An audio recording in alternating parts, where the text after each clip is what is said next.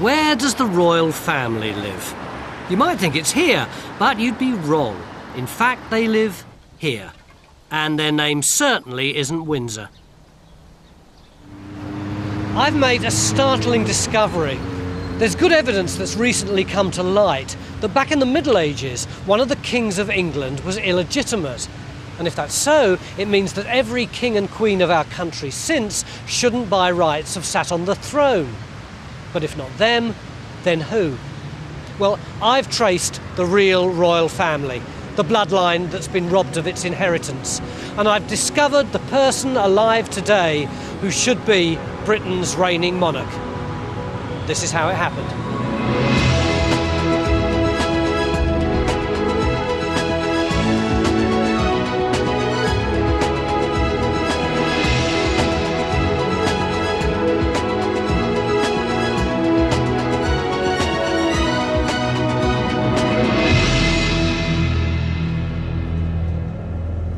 What am I doing making a fuss about a centuries-old skeleton in the royal family's closet?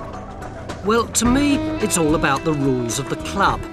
The monarchy rests entirely on blood and inheritance. There's an absolutely rigid system for passing on the throne. Prince Charles is first in line, then Prince William, then Harry, then Andrew, etc. The chain of power and wealth and privilege depends on two rules. One, you have to be of the royal bloodline, and two, you have to be born legitimate. But what happens if the system goes wrong, if the chain gets broken? 500 years ago, that's exactly what happened, and this is the man responsible. Edward IV was king, but his claim to the throne was fatally flawed. I found evidence that he was conceived not by his royal father, but by a humble archer.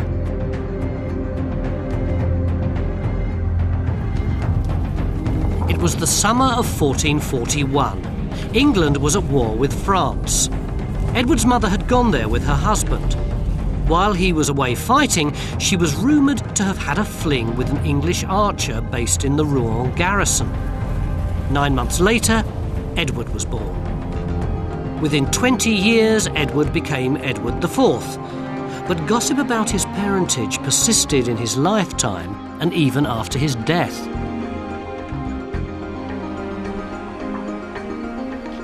There were rumours flashing round the Tudor court that Edward was illegitimate, and William Shakespeare actually articulates those rumours. He says in Richard III, if I can find it, when that my mother went with child of that insatiate Edward, noble York, my princely father, then had wars in France, and by true computation of the time, found that the issue was not his begot. That's pretty clear, isn't it? But the gossip was just that. There was no proof. Historians put it down to political mudslinging. But then an English historian called Mike Jones started rooting around in the archives at Rouen Cathedral.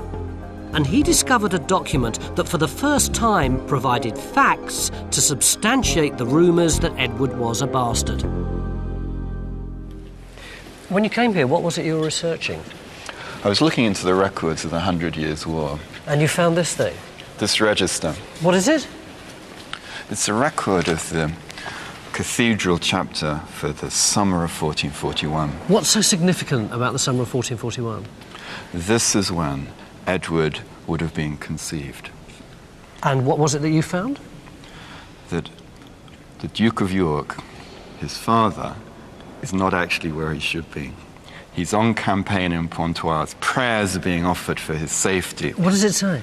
It says, a sermon is being preached for the safety of the Duke of York on campaign in Pontoise. So they're worried that he's away at the very time when he was supposed to be impregnating his wife? Yes. But couldn't the child have been premature?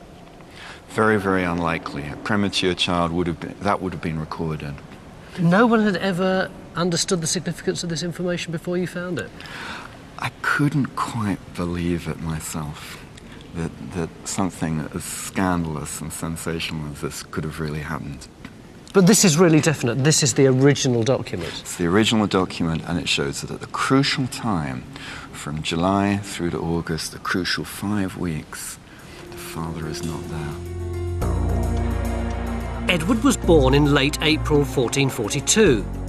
Counting back 40 weeks earlier puts his conception right in the middle of the 5-week absence of his supposed father. Now, conception dates aren't an exact science, but 5 weeks is a big gap. Infant mortality was very high. Sick or premature babies with a claim to the throne were a risk, and chroniclers always recorded them. What's more, this new evidence binds together other clues about Edward's birth, which had previously been glossed over. First, the Rouen Cathedral records also tell us that Edward's christening was a hushed-up affair in a side chapel. In contrast, his younger brother had the whole of Rouen Cathedral opened up in celebration. Second, the lantern-jawed Edward looked nothing like the thin-faced man who was supposed to be his father. And thirdly, neutral sources tell us that his mother herself declared that Edward was a bastard, even making a legal deposition. She knew that the truth was vital to the integrity of the royal line. So why does it matter whether or not Edward IV was legitimate? Well, if I stick this up here, hopefully I can show you. This line at the top here is the great line of British kings through from Alfred the Great to Henry II to Edward III. But after Edward, suddenly the whole thing explodes. It goes bush, because it's the War of the Roses and all the kings start dying off like flies until in 1485, when Richard III dies, there are no claimants left except this one, Henry VII. And his claim comes through this line, which is an extremely dodgy one because it's about the fact that John of Gaunt had a mistress Catherine and they had children. And that line is specifically barred from inheriting the crown.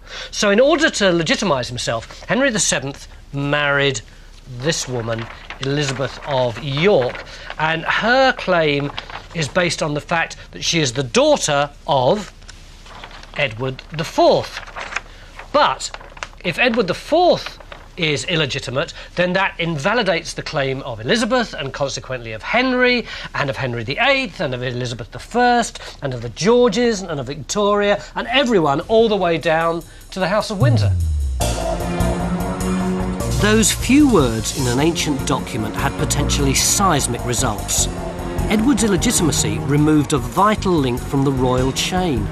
I was about to contest British history as we know it. I wasn't naive. I knew it was impossible to be 100% certain about events that happened 500 years ago. But I wanted to make sure I had the balance of probability on my side. And where better to check 15th century facts than at the academic world's 15th century conference. Around the time that Luther challenged his colleagues at the University of Wittenberg on the matter of indulgences, another doctor of divinity was exciting to wholly different effect. In the much-needed break, I sounded out other opinions about Mike's theory. Do you think that there's a question mark over Edward's legitimacy? I think there is. It was certainly raised at the time, fairly close to the time. It's a dynasty that destroys itself. If you start killing your brother and things of this sort, there's something odd going on. It's a very unstable time, I think, under Edward IV. Well, his research is very, very thorough and well done. On this particular topic, we're talking about an issue where everybody has said it's impossible in the past, it's nonsense, it's rubbish. And what Michael has done is he's shown it's feasible or plausible. I also talked to Mike again, who gave me one more plank of evidence, this time from Edward himself. Edward and his followers seem to have been suspiciously eager to tell the world that he was legitimate. His own circle, once the story gets out, go to the opposite extreme to try and dampen it down. But that's what's so fascinating. So they're bringing out these wonderful eulogies to Edward, but they keep having to emphasize what should be obvious. Conceived in wedlock, of the royal blood. But he's on the throne. Methinks the lady doth protest too much. Indeed. Yeah. As part of their desperate propaganda campaign, Edward's supporters wanted to deflect attention away from Rouen. So they named an alternative time and place for his conception. A respectable family residence at Hatfield Chase in Yorkshire, before Cecily Neville even left for France. But when we actually look at the itinerary of Cecily and Richard, we find they've travelled south by the beginning of June 1441. So this conception would have had to have taken place in May 1441. Why is that a problem? Edward's birth date is the 28th of April 1442. That is 11-month That is some pregnancy. 11-month pregnancy, yes. So I've heard of trying to strengthen one's case, but in the process, they've shot themselves in the foot. In other words, when Edward's supporters tried to counter the gossip about his illegitimacy, they came up with a story that would have made him 8 weeks overdue, which modern science knows to be impossible. I was ready to start the quest to find who should really be sitting on the throne of Britain today.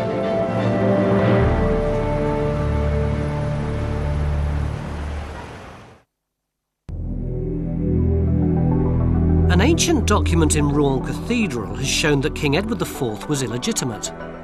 But you're only royalty if you're related to the right people. So Edward's unfortunate beginnings means that every royal since has been unwittingly living a lie. So, if not Henry VIII, good Queen Bess, Queen Victoria, or the present incumbent, then who? Where should the royal line have gone? Forget the history you know. Prepare to meet a Queen Margaret I, a King Henry X, and Queen Barbara I. But in tracing the rightful heirs to the throne, I wanted to follow the established royal rules exactly. As I'm no genealogist, I decided to start at Debrett's, the acknowledged experts on inheritance and the aristocracy. We've been doing a lot of work on Richard III and Edward IV, and we've come to the conclusion that Edward IV definitely was illegitimate.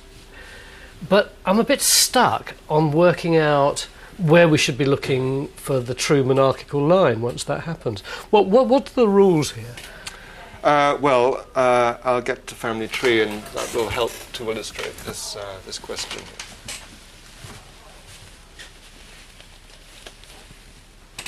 The crucial point is that Edward IV was one of 3 brothers. And it wasn't just Edward IV and Richard III. There was a middle brother, George, Duke of Clarence, who had children. So his children actually would have taken precedence over Richard III. Because here, there's Edward IV. Yeah. There's George, Duke of Clarence. George's 2 children were the last of the Plantagenets. Edward, Earl of Warwick, who was a poor simple boy locked up in the Tower where he died, unmarried. But this intriguing lady, Margaret, Countess of Salisbury, was the very last of the Plantagenets, and as such she was a threat to Henry VIII and the Tudor line. And Henry VIII was determined to get rid of her. Quite late, actually, in his reign, there was a trumped-up charge of treason, and she was done to death on the scaffold, and she was complaining to the last breath in her body. And did she have children? Yes, she did. She had quite a few sons, and it's through this line, again through the female line, that we followed this line of descent. So I'd found my true Plantagenet heir, the person who should have been on the throne. I'm calling her Queen Margaret I.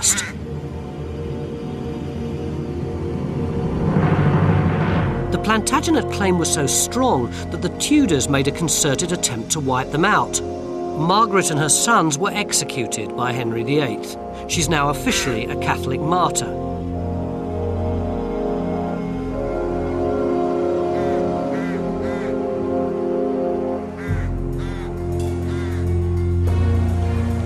But her descendants survived. From Margaret, I had to trace an alternative royal family.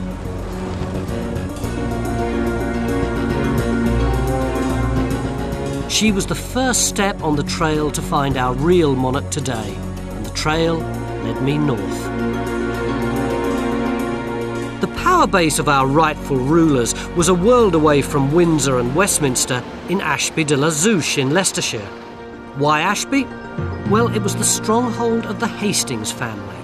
Queen Margaret's granddaughter married into this family. It was the offspring of this Hastings Plantagenet line that I had to follow. Everybody has a family, everybody has roots, and I began to uncover the sort of extraordinary personal stories that everyone finds when they explore their family tree. The only difference was that the Hastings lived in a massive castle, and but for an accident of history, they would have been ruling the country.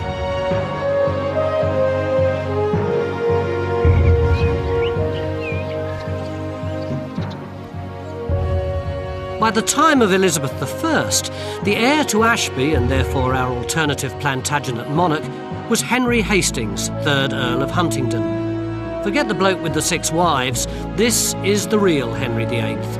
This Henry was no less vicious than his namesake. Henry was known as the Puritan Earl.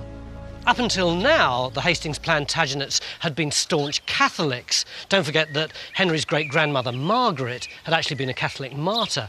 But Henry instituted his own mini-Reformation and started persecuting the Catholics zealously. There's one story where he punished a housewife who'd been hiding a Catholic priest by laying her on the ground, putting a door on top of her, and then squashing her to death. Henry was happy to serve the Tudor Queen. He didn't know the rules had been broken, but records show she was only too aware of his pedigree.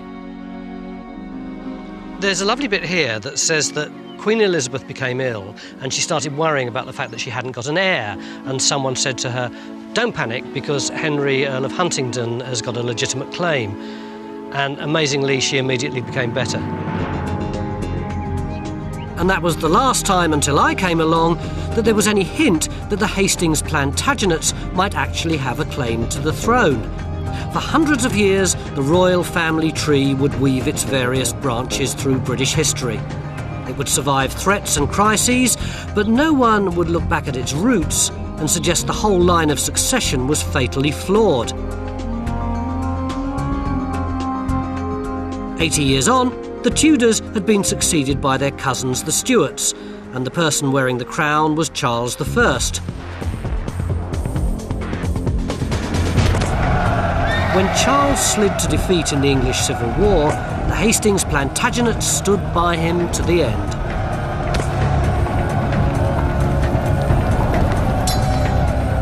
Supporting the king cost them their family seat here at Ashby, which was slighted by Cromwell's troops. Nowadays, if we say we've been slighted, we mean that someone's been a bit sarcastic to us and we feel vaguely miffed.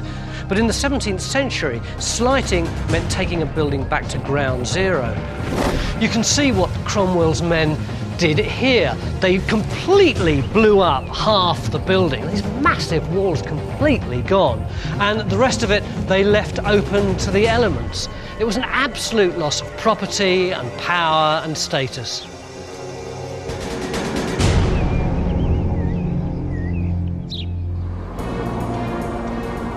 On their behalf, I was outraged at the irony that our Plantagenet family should have lost so much through sticking by the royals who'd supplanted them.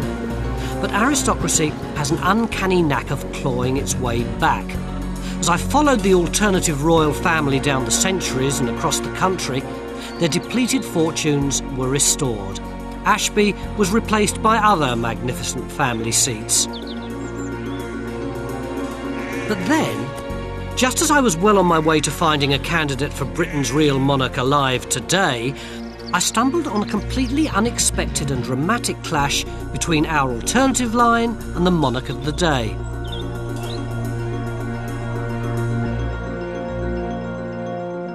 The Hastings had taken on the title of Earl of Loudon. This was their enormous castle in Scotland. It was known as the Windsor of the North, 365 rooms. But building it emptied the family bank accounts.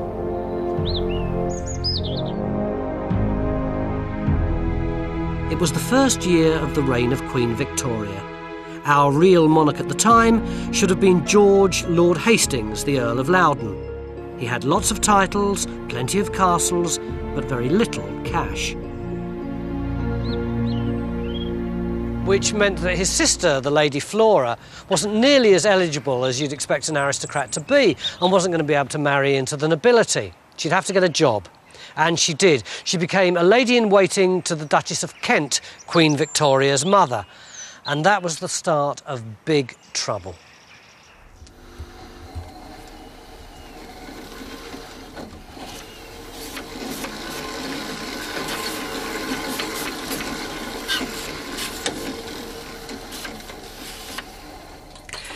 For the very first time, our royal family hit the headlines. Flora found herself right in the middle of a national scandal. It wasn't her fault. She was the victim of a family feud involving Queen Victoria, Queen Victoria's mother, who Flora was lady-in-waiting to, and a man called Sir John Conroy, who'd been acting as Victoria's unofficial stepfather since Victoria's real father died when she was 8 months old. Nowadays, newspapers print gossip about royal sex lives at the drop of a hat, but in 1839 they had to be much more circumspect. Nevertheless, nothing could stop the gossip that Sir John Conroy was far more than her mother's private secretary. Victoria hated him for that. She called him the monstrous devil incarnate. When she came to the throne, she had two ambitions. One was to get rid of all the immorality of the Regency period, and the other was to get rid of Sir John Conroy. And that is where Flora comes in.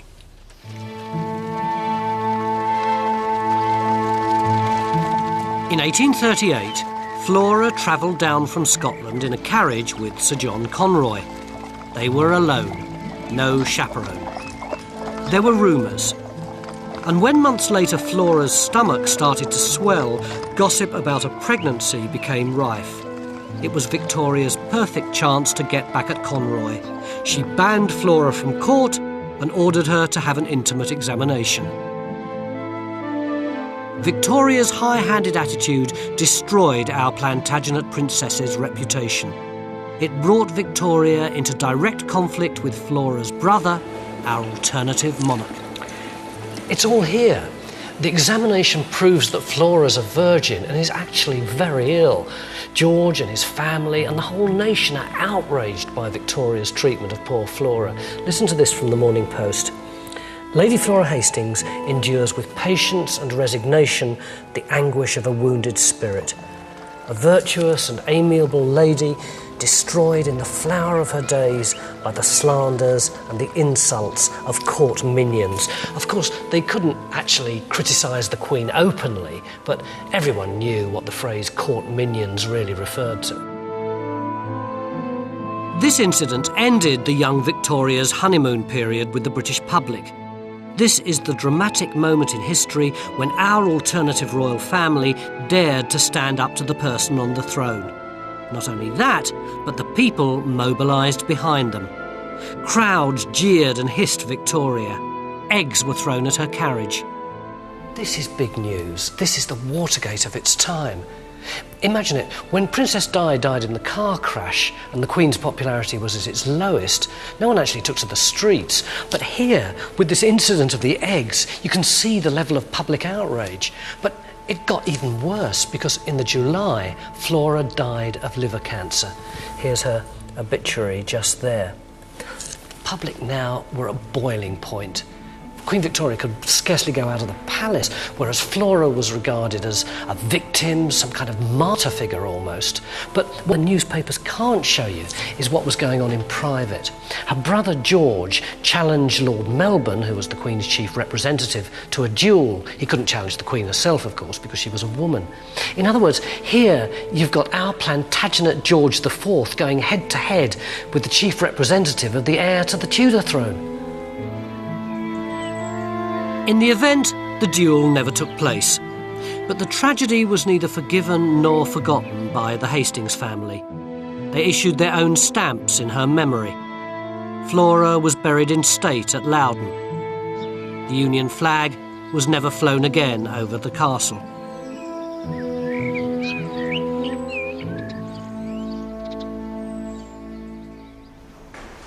The publicity about Flora made my research easier. But later on in Victoria's reign, our alternative royal family were hit by a massive change in their fortunes. In a dramatic twist of fate, the noble Plantagenets were torn off their pedestal. It was an event that totally transformed my search for the person who should be on the throne today. This was the man responsible: Henry Waysford Charles Plantagenet Rawdon Hastings. He was, frankly, a bounder. He even stole his friend's fiancée. But he had only one real love in his life. Henry was married to the track. As soon as he came of age, he started to run horses and bet heavily.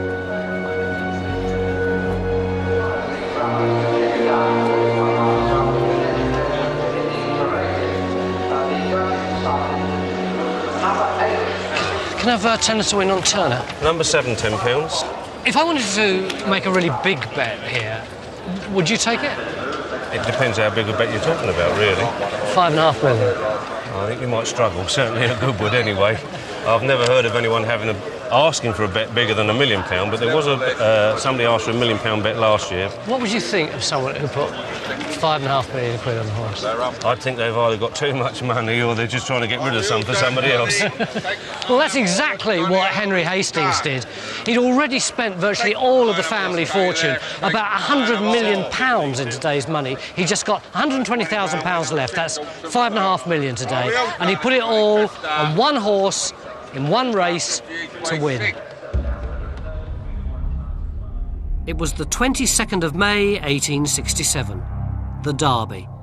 Henry had backed the odds-on favourite Verdun. They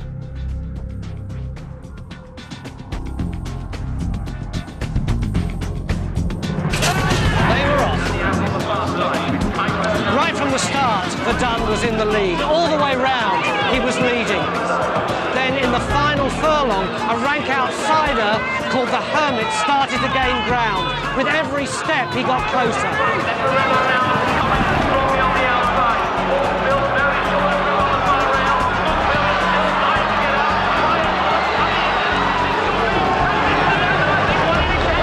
The line, the Hermit won by a neck. The sport of kings had destroyed our King Henry X.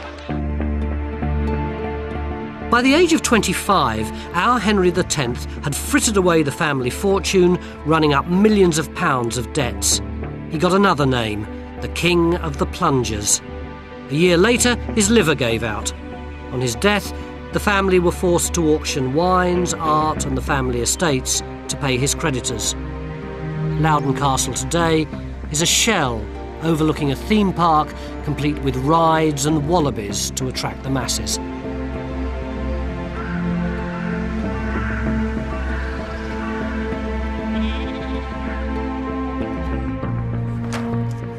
Suddenly, our alternative line had run slap bang into the real world. I realised that the real king or queen today probably wasn't some toff living in a stately home, but an ordinary person in a normal house. As I traced the last few generations, I found the truth. From the 20th century, there were more names and faces. Tragic deaths in both world wars that meant we should have had both a Queen Edith and, until last year, a Queen Barbara I. And then suddenly I was there. I couldn't quite believe it, but I had a name and an address for the person who should be ruling Britain today.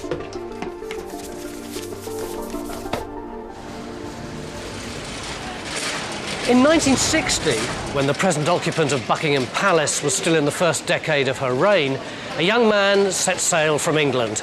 He was heading for a new life abroad. He didn't know it, but he was leaving his kingdom behind. Good morning.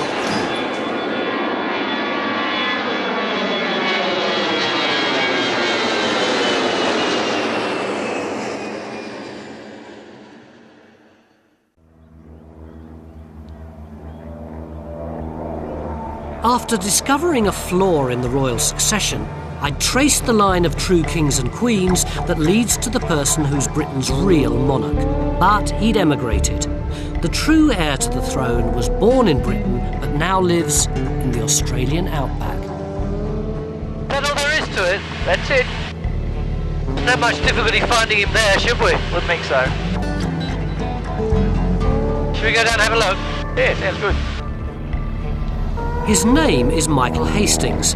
Armed only with my family tree and my increasing obsession with the subject, I went to tell the man who should be King Michael I the good news.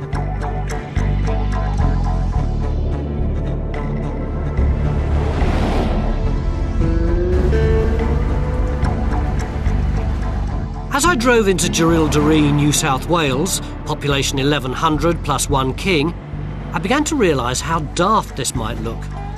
I knew he was in town. I'd phoned him from Britain and told him we were looking into the descendants of the Plantagenets, but otherwise King Michael was in the dark.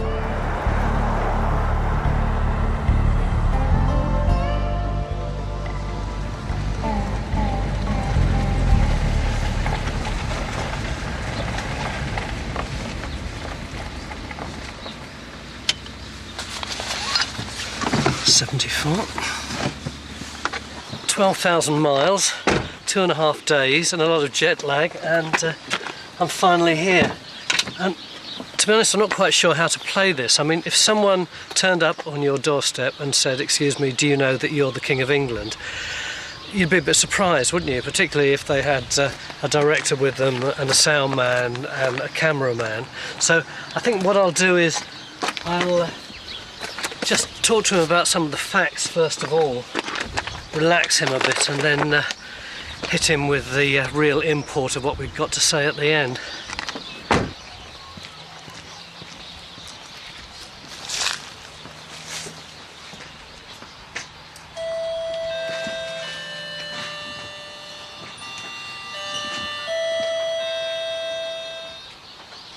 G'day. Hello, Michael. Yeah, come on in. I'm Tony Robinson. Hello, Tony. How are you? This is our camera crew. Come on in. Thank you. Would you walk? Not from England, no. Michael, the reason that we've come over is that we've been doing a lot of research on the Plantagenets, of which you are... one, yes. A very distinguished one. Very distant one too. Just looking at the top bit, see, the kings of England, starting with Henry II and further back right to William the Conqueror and beyond that to Alfred the Great. I went over the now familiar pattern. Wars of the Roses, Clarence, Henry Tudor, and of course the missing link in the royal chain. All of that's okay, except that we now believe that Edward IV was himself illegitimate. Which means that Elizabeth was illegitimate, Henry VII was illegitimate anyway, so this whole Tudor dynasty is built on a lie. It means that you are the rightful King of England. Well, there you are. How do you feel about that? Bloody awful, actually. No, I don't. Bit of a shock, isn't it? Bit of a shock. Has it ever crossed your mind before? No, it hasn't, actually. But you knew you were a Plantagenet. Well, yes, I just said, oh, yeah, well, you go back so far and you somewhere along the line, you're a Plantagenet, you know. But I didn't think it would work. I didn't know anything about this bit, the illegitimacy bit. Yeah.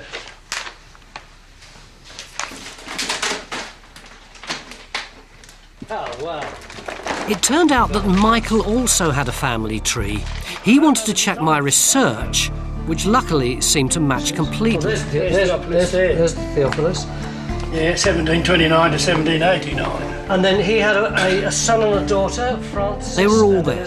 Margaret the Martyr, Lady Flora, our gambling Henry X, as well as Michael's nearer relatives. She'd have been Edith I. 12th Countess, yeah. Then... That's my great-grandmother. That's your great-grandmother. That's your mother, Barbara. Barbara Huddleston Henry Hastings. Barbara would have been Barbara I. She died last year. Strictly speaking, Michael isn't Mr. Hastings. He's a peer of the realm. You are an Earl yourself, aren't you? Yes. What? Loudon. Earl of Loudon. I came over here in 1960, and I inherited. At that stage, I was Lord Morclin because my mother was still alive. Yeah. She had the title. Then last October, she died. I was in England at the time when she died, and I inherited her title. And then my oldest son inherited mine. So if you're an English lord, what are you doing over here? I love it over here. I came over here when I was 17, 1960, and I just love it over here. I married here. I have 5 children, 5 grandchildren, and a wonderful life. But what Michael hadn't twigged was that as King of the United Kingdom, he'd also have the remnants of an empire, including Australia. They're looking for a new Governor-General at the moment. It's quite serious in a way, though, isn't it? Well, it is, really. It depends, well, it depends how seriously you take it. You see, I believe that Australia should be a republic. I'm not a mad monarchist. So in the referendum, how did you vote? For a republic. So you'd have been voting against yourself, had you Well, been... yeah, I suppose I would have done if I... Well, I might have voted different.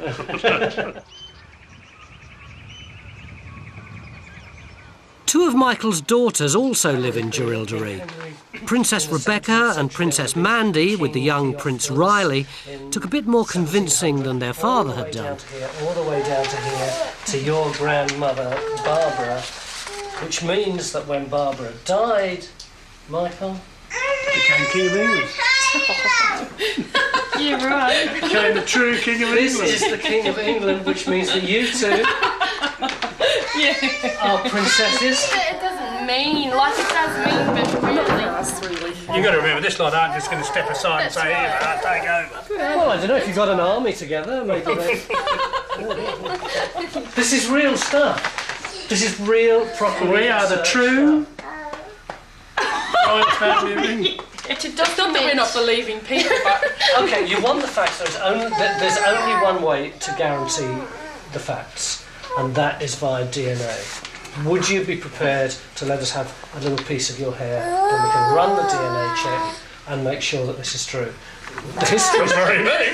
Charles, it's true. Have you got a pair of scissors? I don't know, Dad, if you're going to pay. He needs all the hair he can get. It was a lot of hard work. I could just take the ponytail. Oh, you could, yes, but, well, no. I'm going to laugh if it turns out it's wrong. Someone's been playing up somewhere. Take my natural colour. Goodness, where do you want me to take it from? In my naivety, I thought you could get DNA from any old hair. Actually, you need the root and gloves. But they humoured me. So there I was, after half an hour, messing about with people whose blood gave them more right to the throne than starchy old Prince Charles. Yeah, well, that's royal hair, that is. Do you think that I'm a little prince? Do you think... That's funny. Do you think you're a little prince? No. Why not? Because I'm not. So we've got Prince Caleb, and what are the other children? Isabella. And, Jet. Princess? Prince. Prince Jet. J-E-T. That will be a new one. He's a 21st century prince. He's a card. Yeah, and Zach. Prince Zach and Prince Jet. Yeah. That is so cool. And Riley. And what was your mum's name? Nolly. No, what a pity that she's not alive now. So no. Very. She would have been was just... Queen Nolan. That would have been so lovely. I won't even say what she would have said. Because she can't say it on the television. Yeah, no, she wasn't really into it much at all, was she, Kate?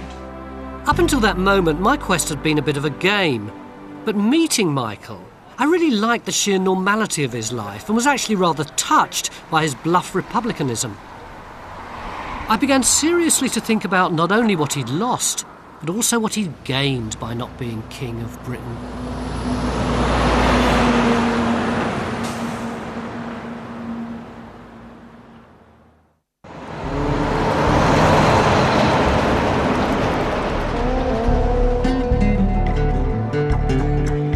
Not Balmoral, not Sandringham, not Windsor, but Jerilderie in Australia, home to Britain's real monarch. Because if you think this is the royal family, think again. According to my calculations, this should be King Michael I, and his family include Simon the alternative Prince of Wales, Marcus, Lisa, Princes Jet, Zach, Caleb and Riley, not forgetting little Princess Isabella.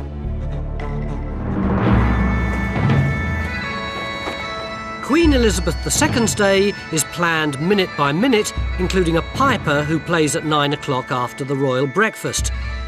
She spends her time going through the royal rituals, pressing the flesh with ambassadors or ageing celebrities, anyone who needs the boost of pomp and circumstance.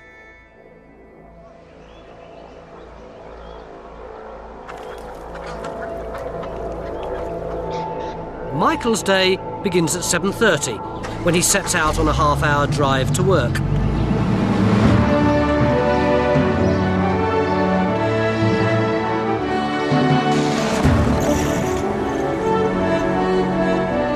He works at the Australian Rice Research Institute.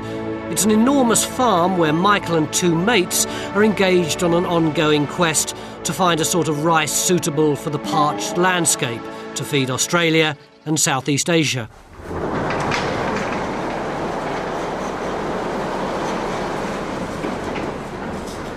Yeah, I don't know what fertiliser we got left, Mike, but Oh, so we'll have a look through these bins. Do you want to start chucking them in the Bedford? All right. And Matt and I might try and work out what's in the other bins. One of the interesting things about our Plantagenet king is that he started off as a standard British public school boy with a title, but something in his character transformed him into a regular Aussie bloke who'd vote to get rid of the monarchy. Like Prince Harry, Michael came to Australia to do some jackarooing in a sort of gap year, but his temporary stay became permanent. After a couple of other jobs, I joined a company called Dennis Lascelles. They were a stock and station agency. A stock and station agency over here is a combination of kind of buying and selling properties and sheep and cattle and all that kind of thing. And they sent me to Jerilderie, and that's how I started in Jerilderie, and that was in 1966, and I've been there ever since. It's a very small town. What's in it for you? The casualness, the friendship, the lifestyle, that's the bit I like. After only a couple of days in the bush, I could see what attracted our real king to the tough but uncomplicated Australian lifestyle. I think I'd check if you did that to me.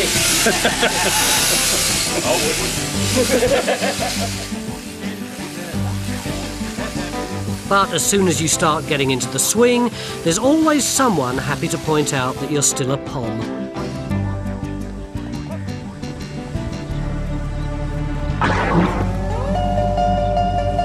Years on, I'm still a pom, or that pommy bastard, you know, one or the other. Yeah. Oh yes, well that's typical Australian, though. Oh yes. You know, I don't think I'll ever become a local. It doesn't rankle? No, not at all. Not at all. I spent more time with Michael at work and off duty. He showed me the sights of Jerilderie. To be frank, I'm a city person. I'd have gone mad here after more than a week. But at the same time, I envied him. Compared with the dysfunctional Windsors, our Plantagenet monarch lives right at the heart of a close-knit family and community. Yeah, Tash! Tash! Tash! Whatever the and put-downs, it seemed to me that he'd made a life for himself out here that was far better than any that he could have had as King of Britain. I'm friggin' working. At least I turn up. More than you friggin' do half the time. My wife had red hair. She was fairly fiery. I think I was not quite 21 when I met Noel, and I was 26 when we got married.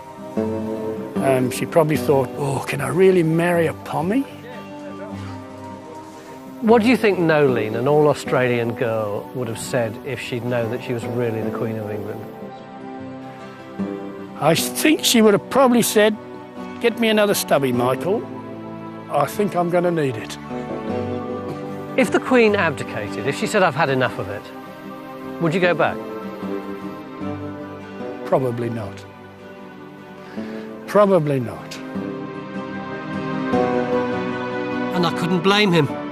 But I still wondered what Britain would have been like if our alternative history had happened.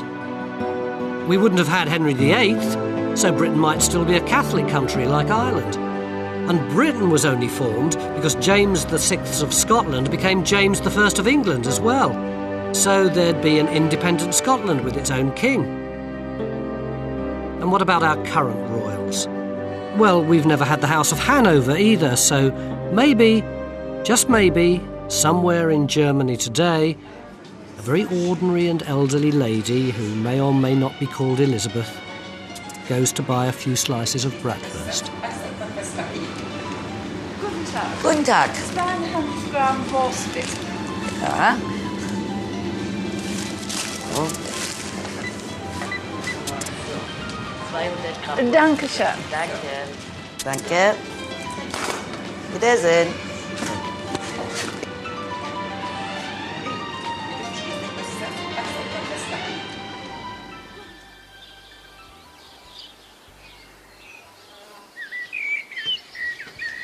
I've got the answer to the question I was asking myself. I now know who should be ruling Britain in another reality. Except, of course, in real life, things are just as they are. King Michael's far too happy down under to think about storming across the seas to occupy Britain and seize Buckingham Palace. So, if that's the case, what was the purpose of the whole exercise? Well, for me, I really understand something now about the nature of history itself. It's fragile, it's accidental. For instance, this is Ashby de la Zouche Castle. It's the epitome of the kind of power that the Hastings had when they were at the height of their dominance. It's strong, it's big, it's confident. Whereas over there is the little house where Michael's mother lived for most of her life. It's unassuming, it's modest, it's normal, just like Michael himself, 1,000,000 miles away from all the trappings of monarchy. Which reminds me of the medieval notion of the Wheel of Fortune, where some people rise up while others are cast down below. And that makes me think of the whole career path of the Plantagenet family. What would have happened if people had cottoned on to the fact that Edward was a bastard much earlier, or if Henry Hastings' horse had come in first, not second? We tend to think nowadays of the monarchy as such a solid institution, whereas in fact wealth and privilege and power and status just hang by a thread. There's no such thing as the divine right of kings.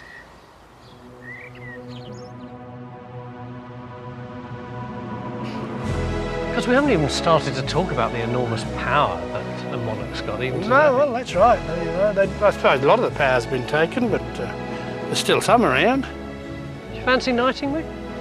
Oh, no. Let's have a look around here. Sir Tony of Horsesbury? Horsesbury. Victoria. By W. of Horsesbury Road. Arise, Sir Tony. Thank you very much. I feel better for that. Oh, look, I'm glad you enjoyed it. I've got a spring in my step. Oh, that's good. That's wonderful. Do we get a barbecue tonight?